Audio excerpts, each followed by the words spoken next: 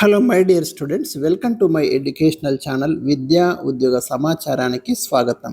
తెలంగాణ హిస్టరీకి సంబంధించి కొన్ని ముఖ్యమైన అంశాలని మీతో నేను డిస్కస్ చేస్తున్నాను. చాలా ఇంపార్టెంట్ పాయింట్, కాంపిటేటివ్ ఎగ్జామ్స్లో అడిగేటటువంటి క్వశ్చన్స్ని అయితే మనం ఇక్కడ మీకు చిన్న వీడియోస్ రూపంలో నేను ఇస్తున్నాను. లాస్ట్ 2 వీడియోస్లో మనం శాతవాహనులకు సంబంధించి పార్ట్ 1, పార్ట్ 2 వీడియోస్ ఇచ్చానండి. ఈ వీడియోలో మనము పార్ట్ 3 వీడియో డిస్కస్ చేస్తున్నాం. మరి ఇంకా మీలో ఎవరైనా మన ఛానల్ని సబ్స్క్రైబ్ చేయకుంటే తప్పకుండా సబ్స్క్రైబ్ చేసుకొని వీడియో చూస్తున్న ప్రతి ఒక్కరు ఒక లైక్ అయితే చేయండి. ఎక్కువ మందికి మన కంటెంట్ అనేది రీచ్ అవుతుంది. సింపుల్గా ఎక్స్ప్లెయిన్ చేస్తా, ఈజీగా అర్థమయ్యేటట్టు, ఎక్కడ కన్ఫ్యూజన్ ఉండదు, చాలా సింపుల్గా ఎక్స్ప్లెయిన్ చేస్తా. ఇక శాతవాహనులకు సంబంధించి మీకు అందరికీ తెలుసు, ఆల్రెడీ మనము తెలంగాణ ప్రాంతాన్ని పాలించినటువంటి మొట్టమొదటి రాజవంశంగా వీళ్ళను మనము రాసుకున్నాము, అంటే అర్థం చేసుకున్నాం కదా. ఈ శాతవాహన రాజులలో 30 మంది రాజులు ఉన్నారని కూడా మనం అనుకున్నాము. కానీ మనం ఒక 7-8 మంది రాజుల గురించే ఇక్కడ చదువుకోవడం జరిగింది. వీళ్ళ దాంట్లో మొట్టమొదటి రాజు అయితే శ్రీముఖుడు మొట్టమొదటి రాజు, చివరి రాజు 3వ పులోమావి, అది కూడా గుర్తుపెట్టుకోండి. గొప్ప రాజు గౌతమిపుత్ర శతకర్ణి, మొదటిసారిగా అశ్వమేధ రాజసూయ యాగాలు చేసింది మొదటి శతకర్ణి, అది కూడా గుర్తుంచుకోండి. కవివత్సలుడు అనే బిరుదును కలిగి ఉన్న రాజు హాలుడు, అది కూడా గుర్తుంచుకోండి. సంస్కృత భాషకి అంటే ప్రాకృత భాష స్థానంలో సంస్కృత భాషకి ప్రాధాన్యతనిచ్చినటువంటి రాజు కుంతల శతకర్ణి, అది కూడా గుర్తుంచుకోండి. సో ఇంపార్టెంట్ ఏమున్నాయి, నహపానుని ఓడించిన రాజు గౌతమిపుత్ర శతకర్ణి, అక్కడ కూడా గుర్తుంచుకోండి. ఇంపార్టెంట్ శాసనాలు కూడా ఉన్నాయి కదా. నానాఘాటు శాసనము మొదటి శాతకర్ణి గురించి వివరిస్తుంది, దేవి నాగానిక వేయించింది. నాసిక్ శాసనము గౌతమిపుత్ర శాతకర్ణి గురించి వివరిస్తుంది, అతని తల్లి గౌతమి బాలశ్రీ వేయించింది. మేకధోని శాసనము శాతవాహనుల యొక్క పతనం గురించి వివరిస్తుంది, 3వ పులోమావి కాలం నాటిదని చెప్తున్నారు. సో ఇంపార్టెంట్ ఇన్స్క్రిప్షన్స్ ఏమున్నాయి వాళ్ళ కాలంలో, ఇవన్నీ చూసుకోండి.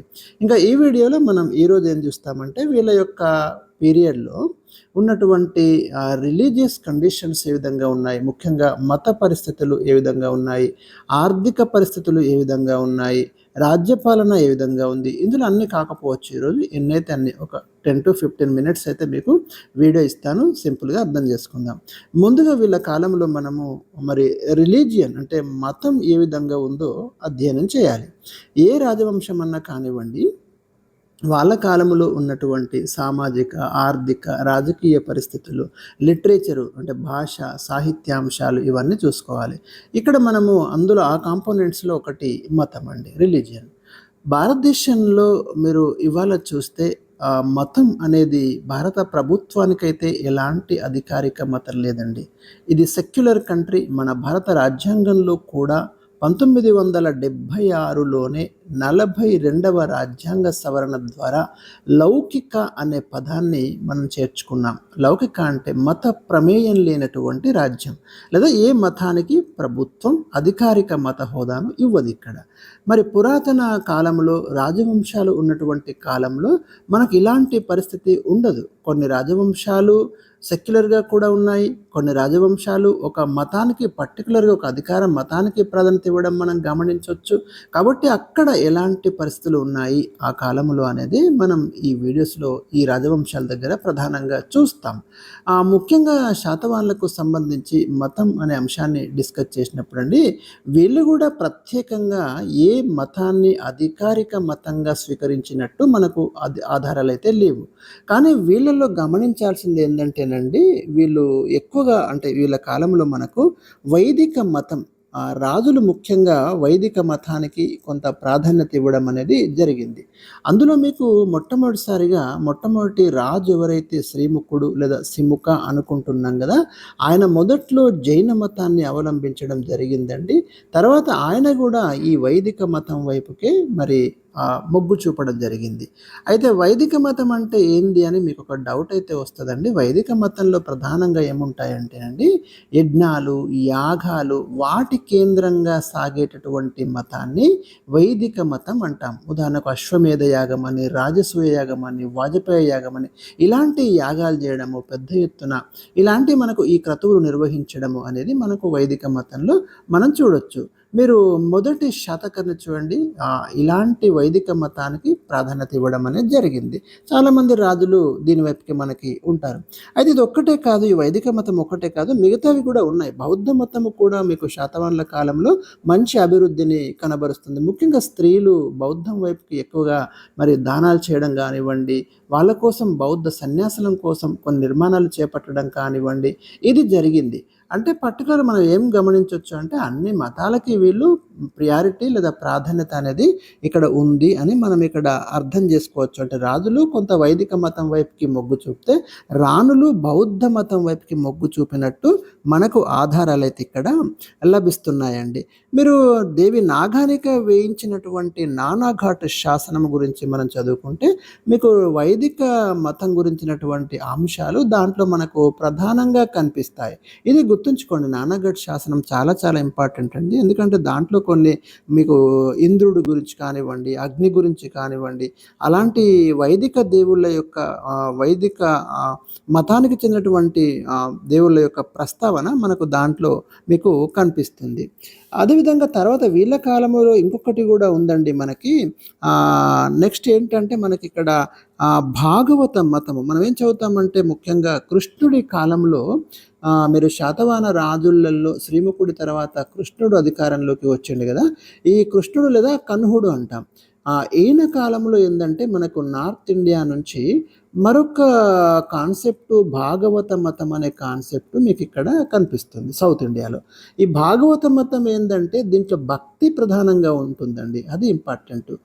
భక్తి ప్రధానంగా ఉండేటటువంటి మతము భాగవత మతము. దీంట్లో మీకు కృష్ణుడిని పూజించడము, ఆ కృష్ణుడికి సంబంధించినటువంటి ఇతర దేవుళ్ళు అంటే మీకు కృష్ణుడి కుమారుడు కానివ్వండి వాళ్ళను పూజించడము, ఇవి మనకి ప్రధానంగా బలరాముడిని పూజించడము, సంకర్షణుడు అంటాము. సో ఇలాంటి మనకి ఈ భాగవత మతంలో కనిపిస్తాయి. ఇది కూడా మనకు వీళ్ళ కాలంలో ఉన్నట్టుగా మనకైతే ఆధారాలు లభిస్తున్నాయి. ఇంకొకటి ఏంటంటే మనకి శైవ మతం అండి. ఈ వీళ్ళ కాలంలో మరి శైవం ఏ విధంగా ఉంది, శైవ మతానికి సంబంధించినటువంటి ఆధారాలు ఏమైనా ఉన్నాయా అంటే మనకు వీళ్ళ కాలంలో శైవము ఈ ఈ ఈ ప్రాంతంలో కూడా ఉంది. ఎందుకంటే మనం ఎట్లా చెప్పొచ్చు అంటేనండి, మీకు హాలుడు గాథా సప్తశతి రాసిండు కదా, దాంట్లో కూడా శివుడి యొక్క ప్రస్తావన మనం చూడొచ్చు. కాబట్టి వీళ్ళ కాలంలో శైవం కూడా ఉంది అని మనం చెప్పుకోవచ్చండి. మీకు ఇంకొకటి ఏంటంటే భారతదేశంలోని అత్యంత ప్రాచీన శివలింగము ఆంధ్రప్రదేశ్లోని గుడిమల్లంలో ఉందండి. అది ఇండియాలోనే అత్యంత ప్రాచీనమైనటువంటి శివలింగం గుడిమల్లం. గుర్తుంచుకోండి, ఆంధ్రప్రదేశ్లో గుడిమల్లం అనే ప్రాంతంలో భారతదేశంలోనే అత్యంత ప్రాచీన శివలింగం మీకు అక్కడ శివుడు శివరూపంలో ఉండడం, ఒక లింగం ఉండడం అనేది మీకు అక్కడ ప్రధానంగా చూడొచ్చు. అంటే శైవం కూడా వీళ్ళ కాలంలో ఉంది అనేది మనము గమనించవచ్చు. ఇంకొకటి ఏంటంటే వీళ్ళ కాలంలో మనం ఇంకో పాయింట్ కూడా మనము నోట్ చేసుకోవచ్చండి. బౌద్ధ మతం ఏ విధంగా ఉంది వీళ్ళ కాలంలో అనేది కూడా మనం ప్రధానంగా చూడాలి. లేకపోతే బౌద్ధం వీళ్ళ కాలంలో శాతవాహనుల కాలంలో ఒక రకంగా చెప్పాలంటే చాలా అభివృద్ధి దశనే చూసిందని మనం చెప్పుకోవచ్చు. ఎందుకంటే మీకు రాణులు అదేవిధంగా కొంతమంది వ్యాపారస్తులు బౌద్ధాన్ని ఎక్కువగా ఆరాధించడం అనేది జరిగింది. అదేవిధంగా మీకు నిర్మాణాలు ముఖ్యంగా బౌద్ధ స్తూపాలు కానివ్వండి, శాతవాహనుల కాలంలో బౌద్ధ చైత్యాలు కానివ్వండి, ప్రధానంగా విహారాలు కానివ్వండి కనిపిస్తాయి. ఒకటి గుర్తుంచుకోండి, మీరు బౌద్ధానికి సంబంధించి స్తూపం అన్నప్పుడు దాన్ని మీరు ఏ విధంగా అర్థం చేసుకోవాలి అంటే, స్తూపం అంటే బుద్ధుడి యొక్క అవశేషాలపై కానివ్వండి, బౌద్ధ సన్యాసుల యొక్క అవశేషాలు అంటే వాళ్ళ యొక్క ఎముకలు అట్లాంటి వాటి మీద నిర్మించినటువంటి కట్టడాలు, లేదా వాళ్ళు ఉపయోగించినటువంటి వస్తువులను బేస్ చేసుకొని నిర్మించినటువంటి కట్టడాలను మనము జనరల్గా స్తూపాలు అని అంటామండి. స్తూపం నిర్మాణం ఈ విధంగా ఉంటుంది మనకి, ఇలాంటి స్తూపాలు. అదేవిధంగా మీకు ఇంకొకటి చైత్యం అంటే బౌద్ధుల యొక్క ప్రార్థనా మందిరం అండి. గుర్తుంచుకోండి, చాలా చాలా ఇంపార్టెంట్. ఎక్కడైతే బౌద్ధ సన్యాసులు ప్రార్థన చేసుకుంటారో దాన్ని చైత్యం అంటారు. ఇంకొకటి విహారం అని కనిపిస్తుంది. విహారం అంటే బౌద్ధుల యొక్క విశ్రాంతి మందిరాలు, ఎక్కడైతే వాళ్ళు నివాసం ఉంటారో అలాంటి వాటిని మనము విహారాలు అంటాము, బౌద్ధ విహారాలు. కాబట్టి ఇలాంటి బౌద్ధ విహారాలు, బౌద్ధ స్తూపాలు మీకు శాతవాహనుల కాలంలోనే అమరావతి స్తూపము వర్ధిల్లింది అని మనం చదువుకుంటాం. అదొకటే కాదు, ఇంకా ఇంకా చాలా చోట్ల మనకి తెలంగాణ ప్రాంతంలో మీకు ధూళికట్టలో బౌద్ధ స్తూపము, సో చాలా చోట్ల బయలుపడ్డాయి. అదేవిధంగా మీకు నేలకొండపల్లి ఖమ్మం జిల్లా అక్కడ కూడా ఒక బౌద్ధ స్తూపము ఇలాంటివి ఉన్నాయి. అంటే అవి తర్వాత తర్వాత కాలంలో మీకు వచ్చినప్పటికి కూడా ధూళికట్ట అయితే శాతవాహనుల కాలంలోదని ప్రధానంగా చెప్తున్నారు. సో ఇలా మనకి చూసినప్పుడు బౌద్ధ చైత్యాలు కానివ్వండి, నాసిక్ కార్లే చైత్యము ఇట్లాంటి చాలా అందమైన బ్యూటిఫుల్ చైత్యం ఉంటుంది కార్లే మహారాష్ట్రలో. సో ఇలాంటి మనము ప్రధానంగా అంటే బౌద్ధం చాలా అభివృద్ధి చెందింది అని కూడా మనం ఇక్కడ చెప్పుకోవచ్చు అండి. ముఖ్యంగా ఆచార్య నాగార్జునుడు మీకు యజ్ఞశ్రీ శాతకర్ణి కాలంలో ఈ ప్రాంతంలో ఉండి మహాయాన బౌద్ధాన్ని మరి వ్యాప్తి చేయడంలో చాలా కీలకమైన పాత్రను పోషించడం అనేది జరిగింది.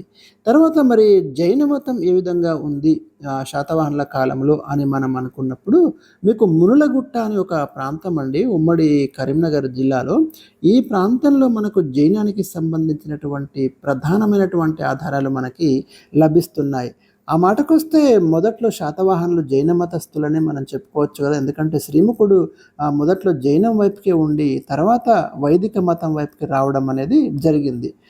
అదేవిధంగా మీకు ఇంకొక పాయింట్ ఏంటంటే ఈ జైనానికి సంబంధించి కుండాచార్యుడు అని ఒక గురువు మనకి సౌత్ ఇండియాలో చాలా ముఖ్యమైనటువంటి వ్యక్తి అండి ఈ కుందాచార్యుడు. అతని రచనలలో మీకు ఒకటి ఇంపార్టెంట్ ఏంటంటే సమయాసారం అని చాలా ముఖ్యమైన గ్రంథం ఉంటుంది కుందాచార్యుడు. సో ఈ వీళ్ళ కాలంలో మనకు ఉన్నట్టుగా ఆధారాలు అయితే మనకి లభిస్తున్నాయి. సో ఈ విధంగా మనకి బౌద్ధం కానివ్వండి, జైనం కానివ్వండి, శైవం కానివ్వండి ప్రధానంగా మనము ఈ శాతవాహనుల కాలంలో వర్ధిల్లినట్టు తెలుస్తుంది. అదేవిధంగా వైదిక మతం చాలా వరకు రాజులు ఆదరించి దానికి చాలా ప్రయారిటీ ఇవ్వడం కూడా మనం జరుగుతుంది. పౌరాణిక హిందూ మతంలో కూడా ఏంటంటే మీకు యజ్ఞాలు యాగాలు ఉండవు పౌరాణిక హిందూ మతంలో. ఇదేంటంటే ఇక్కడ కూడా భక్తి ప్రధానమైనటువంటి మతము, వాళ్ళకి ఇష్టమైనటువంటి దేవుళ్ళను పూజించడము పౌరాణిక హిందూ మతంలో మనము ముఖ్యంగా గమనించవచ్చు. కాబట్టి మనకు వీళ్ళ కాలంలో ఉన్నటువంటి ఈ కండిషన్స్ అంటే ప్రజల మీద ఎలాంటి ఒత్తిడి లేదండి. ఫలానా మతం తీసుకోవాలనో ఫలానా మతంలోకి మారాలనో అలాంటి ఒత్తిడి అయితే ఎక్కడ లేదు. సమాజం శాంతియుతంగా ఉంది. ఎవరికి నచ్చిన మతాన్ని వాళ్ళు అనుసరించినట్టుగా మనకు అర్థమవుతుంది. ప్రధానంగా మీరు గమనించండి. సో ఇవి మనకి శాతవాహనుల కాలంలో ఉన్నటువంటి రిలీజియస్ కండిషన్స్ లేదా మత పరిస్థితులు అని మనం చెప్పుకోవచ్చు. నెక్స్ట్ వచ్చేసి వీళ్ళ కాలంలో మరి లాంగ్వేజ్ లేదా భాష ఏ విధంగా ఉంది, సాహిత్యం ఏ విధంగా ఉంది అవి కూడా చూడాలి. శాతవాహనులకు సంబంధించి మీరు గమనించాల్సిన విషయం ఏంటంటే వీళ్ళ యొక్క అధికార భాష ప్రాకృతము అండి. చాలా చాలా ఇంపార్టెంట్ ఇది. ఖచ్చితంగా మీరు ప్రతి రాజవంశం దగ్గర వాళ్ళ అఫీషియల్ లాంగ్వేజ్ ఏంటిది అనేది మీరు చూసుకోండి. వీళ్ళదైతే ప్రాకృత భాషనే అధికార భాష. వీళ్ళ శాసనాలన్నీ చూస్తే మీరు ప్రాకృత భాషలో ఉంటాయి. లిపి ఏమో బ్రాహ్మీ లిపిలో ఉంటాయండి. శాతవాహనుల శాసనాలన్నీ మీకు ఇట్లనే ఉంటాయి. ప్రాకృత భాష బ్రాహ్మీ లిపి అనే ఉంటాయి. అంటే వీళ్ళ కాలంలో మనకి ప్రాకృత భాష ఎక్కువగా ఉంది అని మనం అర్థం చేసుకోవాలి. ఒక కుంతల శాతకర్ణి కాలంలోనే మీకు సంస్కృత భాషకి ప్రాధాన్యం ఉండటం అనేది మనం గమనించవచ్చు. ఇంకొక మాట కూడా ఏం చెప్తున్నారు అంటే మనకు తెలుగు కూడా ఈ కాలంలోనే మొదలైంది అని కొన్ని ఆధారాలు అయితే మనకి లభిస్తున్నాయి. అదేవిధంగా మీకు అంటే అమరావతి దగ్గర ఒక తెలుగు పదాన్ని గుర్తించడం జరిగిందండి నాగబ్బు అని. అది తొలి తెలుగు పదము అని మరి అంటే హిస్టోరియన్స్ అంటే చరిత్రకారులు మనకి పేర్కొనడం జరిగింది. కానీ ఈ మధ్య కాలంలో దానికంటే ప్రాచీన పదం ఉంది తెలుగులో అని ఇంకా కొంత రీసెర్చ్ అయితే మనకి జరుగుతుంది. మీరు గాథా సప్తశతి పరిశీలించినప్పుడు అంటే హాలుడు రాసిన గాథా సప్తశతి కనుక చూస్తే దాంట్లో కొన్ని తెలుగు పదాలు మనకు కనిపిస్తాయి. వాస్తవానికి ఇది మహారాష్ట్రీయ ప్రాకృత భాషలో రాయబడిందండి గాథా సప్తశతి. కానీ దీంట్లో కొన్ని తెలుగు పదాలు మనం చూడొచ్చు. కాబట్టి మీకు డైరెక్ట్ క్వశ్చన్ రావచ్చు, ఈ క్రింది వానిలో ఏ ప్రాకృత రచనలో తెలుగు పదాలు ఉన్నాయంటే హాలుడు రచించినటువంటి గాథా సప్తశతిలో మనకి తెలుగు పదాలైతే ఉన్నాయి. ఇక ప్రాకృత భాషలో లిటరేచర్ చూస్తే మనకి ప్రాకృత భాషలో చాలా సాహిత్యం వచ్చిందండి. గుణాఢ్యుడు బృహత్ కథ రాస్తాడు. తర్వాత మీకు కుతూహలుడు లీలావతి పరిణయం రాస్తాడు ప్రాకృత భాషలోనే. హాలుడు గాథా సప్తశతి రాస్తాడు ప్రాకృత భాషలోనే. కాబట్టి ప్రాకృత భాషకు సంబంధించిన సాహిత్యం పెద్ద ఎత్తున వచ్చింది. ఆ సంస్కృత భాషలో చూస్తే మీకు శర్వవర్మ కాతంత్ర వ్యాకరణం రాస్తాడు. అదేవిధంగా మీకు వాత్సాయన కామసూత్రాలు ఇది సంస్కృత భాషలో వచ్చినటువంటి రచనలు మీరు గమనించినప్పుడు, సో వాళ్ళ కాలంలో సాహిత్యానికి సంబంధించి ఇది మనము ప్రధానంగా గమనించవచ్చండి. ఇక సంస్కృత భాష గురించి ఆల్రెడీ మీకు చెప్పిన కదా, వీళ్ళ కాలంలో సంస్కృతము కుంతల శాతకర్ణి కాలంలో మనకు ప్రధానంగా చూడొచ్చు. కానీ శాసనాలు అయితే సంస్కృత భాషలో లేవండి. భారతదేశంలో మొట్టమొదటి సంస్కృత శాసనం మాత్రం వీళ్ళది కాదు. ఆ శక రాజు రుద్రదమనుడు వేయిస్తాడు. ఇండియాలో తొలి సంస్కృత శాసనం వేయించింది రుద్రదమనుడు అండి. ఆ శాసనం పేరు గిర్నార్ శాసనం లేదా జునాగఢ్ శాసనం అని మనం పేర్కొంటాం. ఇక ఆచార్య నాగార్జునుడు ముఖ్యంగా ఆయన రచనలు అయితే ఎక్కువగా సంస్కృత భాషలో ఉంటాయి. మీకు చెప్పిన కదా ప్రజ్ఞాపారమితము, తర్వాత సుహృల్లేఖ, రత్నావళి, రసరత్నాకరము ఇలాంటి గ్రంథాలైతే మనకు ఆచార్య నాగార్జునుడు రాయడం అనేది జరిగింది. ఇవి మనకి వీళ్ళ కాలంలో ఉన్నటువంటి ముఖ్యమైన భాష, అదేవిధంగా సాహిత్య అంశాలు చూసినాము. ఇంకా ముఖ్యాంశాల విషయానికి వస్తేనండి, వీళ్ళ కాలంలో మనకు కొన్ని ఇంపార్టెంట్ బుక్స్ మీరు గుర్తుంచుకునేటప్పుడు నేను చెప్పిన కదా, కుంతల శాతకర్ణి దగ్గర ఎవరెవరు ఉన్నారు, హారుడి దగ్గర వచ్చినటువంటి లిటరేచరు, ఆచార్య నాగార్జునుడి దగ్గర వచ్చినటువంటి లిటరేచరు, ఆయన గ్రంథాలలో మీరు ఎస్పెషల్లీ ప్రజ్ఞాపారమిత కంపల్సరీ గుర్తుంచుకోండి. ఇది ఆల్రెడీ మనకి చాలాసార్లు ప్రశ్న వస్తుంది, ప్రజ్ఞాపారమిత అని. ఇది మహాయాన బౌద్ధానికి ఒక ముఖ్యమైనటువంటి గ్రంథం అండి ఈ ప్రజ్ఞాపారమిత అనేది, అది గుర్తుపెట్టుకోండి మీరు. అదేవిధంగా ఇంకా సుహృల్లేఖ అనే ఒక ఇంపార్టెంట్ బుక్ ఈయనే రాసిండు, ఈ పుస్తకం కూడా. ఇది ఏంటంటే మనకు ఆ కాలంలో వచ్చినటువంటి ఒక చైనా పండితుడు ఏమంటాడంటే ఈ సుహృల్లేఖ గురించి, ఇత్సింగ్ అనే చైనా యాత్రికుడు ప్రతి స్టూడెంట్ దగ్గర ఈ సుహృల్లేఖ అంటే ఆ కాలంలో ప్రతి విద్యార్థి దీన్ని చదువుతున్నాడు అని చెప్తాడు. ఇది కూడా ప్రీవియస్ క్వశ్చన్ కూడా వచ్చింది మనకి. ఇది కూడా ఆచార్య నాగార్జునుడే రాయడం అనేది జరిగింది. ఎందుకంటే మీకు యజ్ఞశ్రీ శాతకర్ణి దగ్గర ఉన్నప్పుడు ఆ రాజును ఉద్దేశించి రచించినటువంటి గ్రంథం అని మనకు చెప్తున్నారు. సో అవి మీరు ఆచార్య నాగార్జునుడి గురించి ఆయన రచనలు ఇంపార్టెంట్ ఇవన్నీ కూడా మీరు గుర్తుంచుకోండి. ఇది వీళ్ళ యొక్క లిటరేచరు. అంతకుముందు మతం గురించి కూడా మీకు ఎక్స్ప్లెయిన్ చేసిన. నెక్స్ట్ వీడియోలో మనము వీళ్ళ యొక్క కాలంలో ఆర్కిటెక్చర్ కానివ్వండి, వీళ్ళ యొక్క అడ్మినిస్ట్రేషన్ ఏ విధంగా ఉంది, మిగతా పరిస్థితులు ఏ విధంగా ఉన్నాయనేది నెక్స్ట్ పార్ట్ 4లో మీకు ఎక్స్ప్లెయిన్ చేస్తాను.